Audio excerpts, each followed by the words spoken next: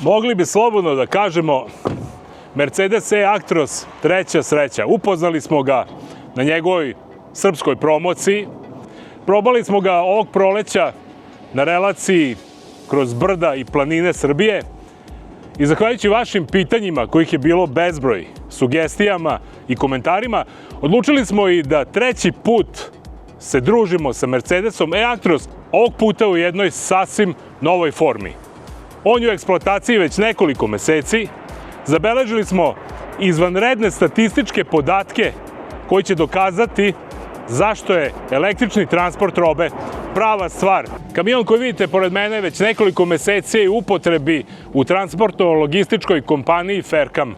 Zahvaljujući njihovom praćenju ovog kamiona, došli smo do izvanrednih statističkih podataka o njegovoj potrošnji, o njegovoj ekonomičnosti, o njegovoj, na kraju krajeva, autonomiji.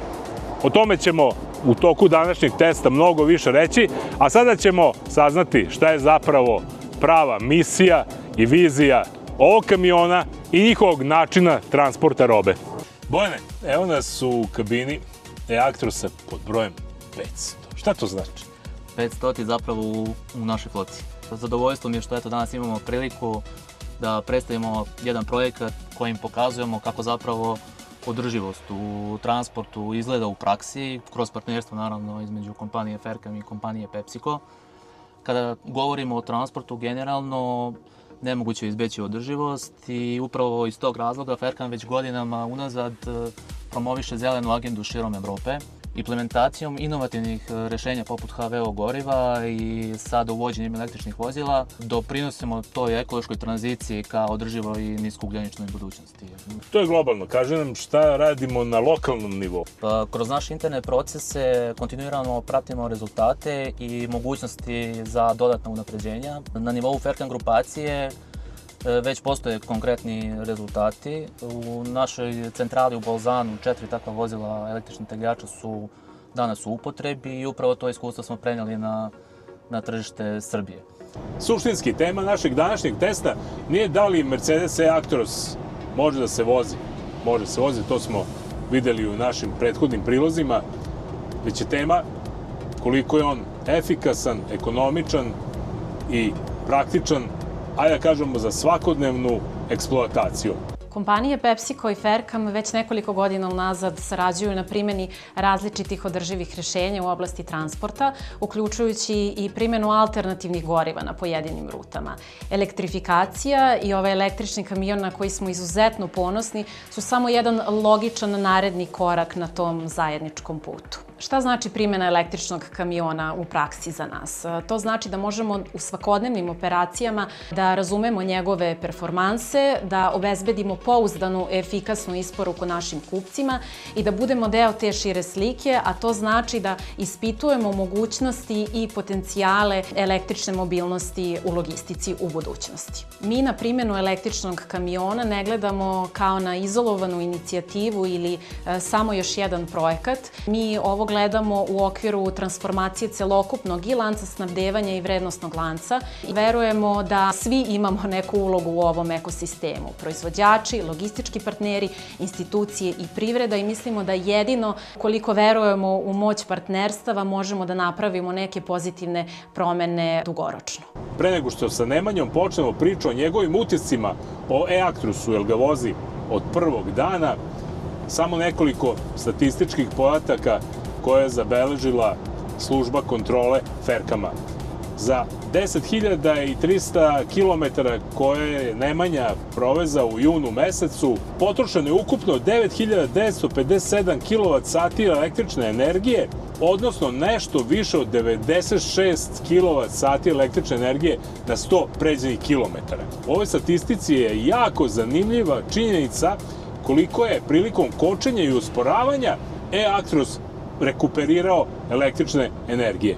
Prema zabeleženim dostupnim podacima, to je čak 762 kWh.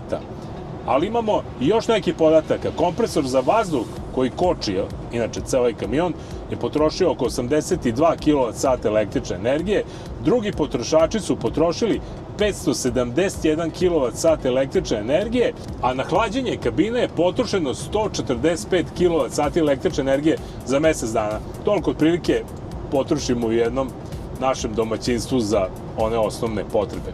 Nemanja, zdravo. Zdravo. Već sam rekao, od prvog dana si u ovom kamionu, ajde da mi kažeš tvoje osnovne utiske i impresije o njemu.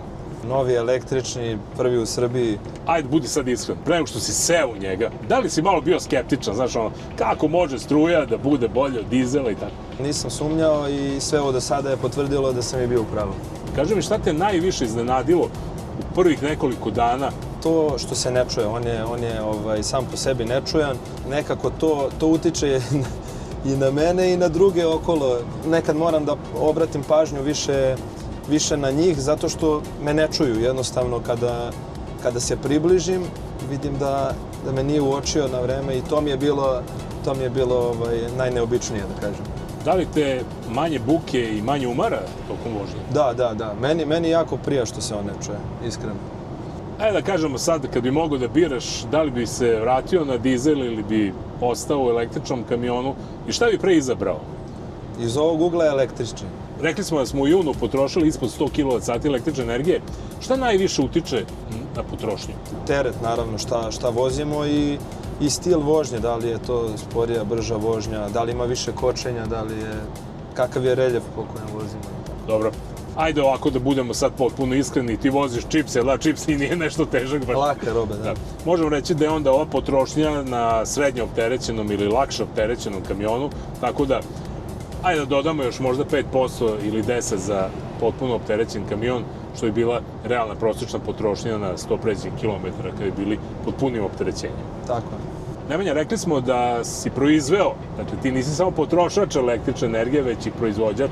Nemoj da čuju ovi u EPS-u, da te ne oporezuju. Da. Preko 700 kWh električne energije si napravio u ovom kamionu. Kako, čoveč? Pa, on sam po sebi kada kočimo, on pravi energiju električnu. Dakle, rekuperira, Rekuperira, tako je. I prilikom svakog usporavanja on rekuperira tu električnu energiju.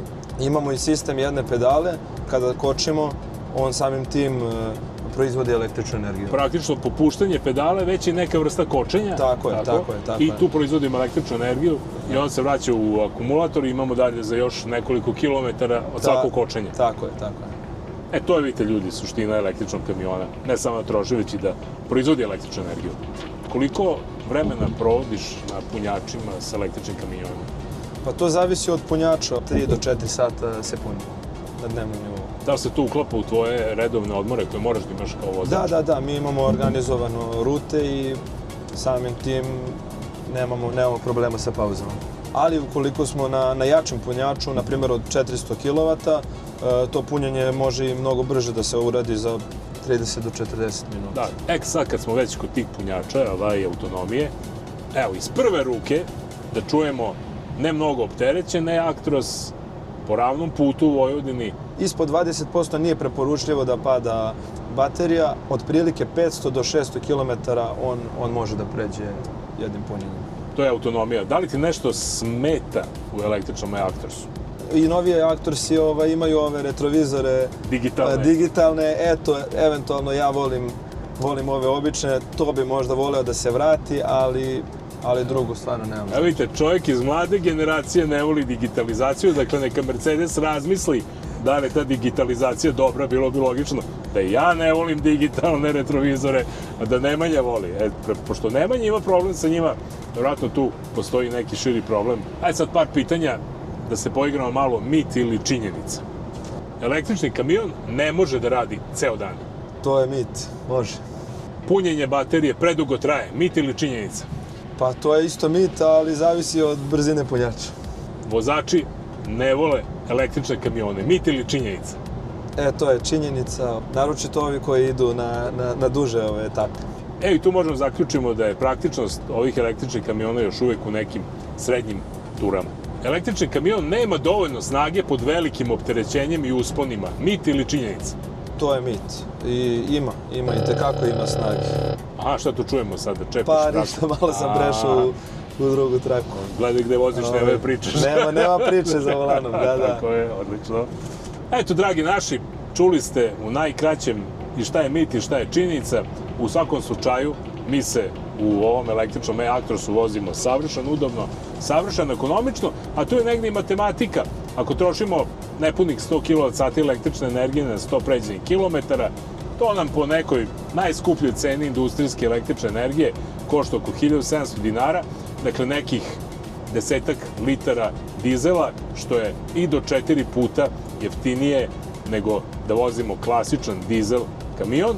A ono što je još važnije reći, kada sve to pomnožimo na nivou od 10.000 km, na mesečnom nivou štedimo oko 4 do 5.000 eura ili za 5 godina možemo u potpunosti samo na uštedi električne energije da isplatimo kompletnu vrednost Mercedes e-Actros tegljača. Nemanja, hvala ti. Želim da na sve svoje destinacije bezbedno stigneš i da potrošiš što manje električne energije. Hvala vama.